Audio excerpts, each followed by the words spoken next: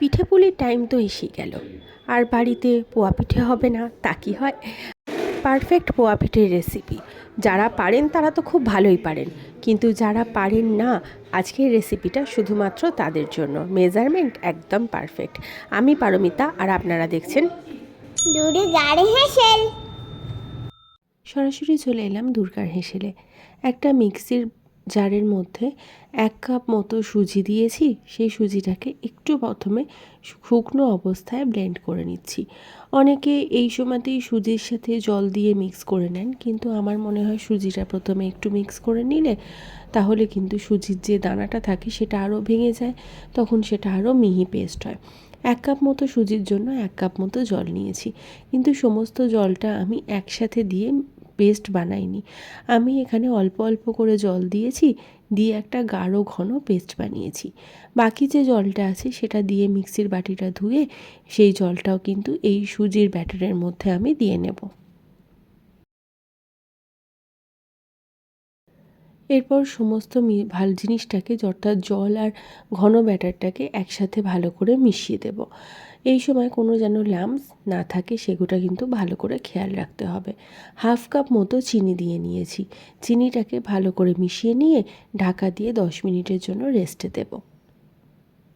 ফিরে এলাম 10 মিনিট পরে। চিনিটা কিন্তু এই সময় অনেকটাই গলে গেছে। তো এইবার এই যে ব্যাটারটা রয়েছে, এই ব্যাটারের মধ্যে বেশ কিছু জিনিস অ্যাড করব। ড্রাই ইনগ্রিডিয়েন্টসের মধ্যে এখানে আমি 10 টাকার যে আমুল দুধের প্যাকেটগুলো হয়, সেই প্যাকেটের একটা প্যাকেট এখানে পুরোটাই অ্যাড করে দিলাম।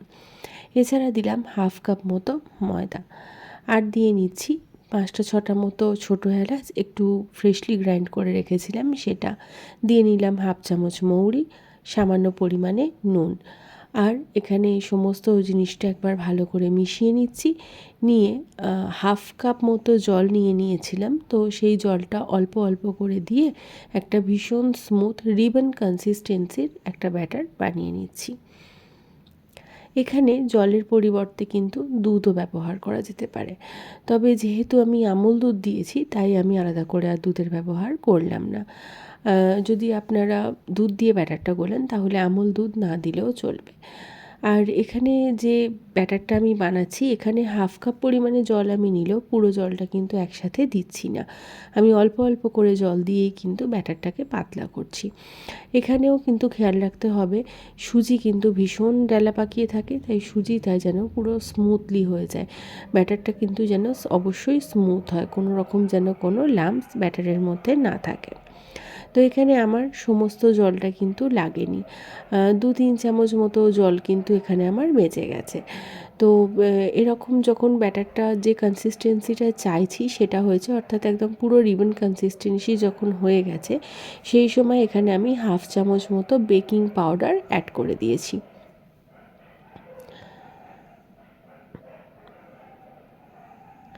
এরপর কড়ার মধ্যে তেল বসিয়ে দিয়েছিলাম। তো তেল দেওয়ার পর আমি একটু দেখে নিয়েছিলাম যে তেলটা হয়েছে কি না।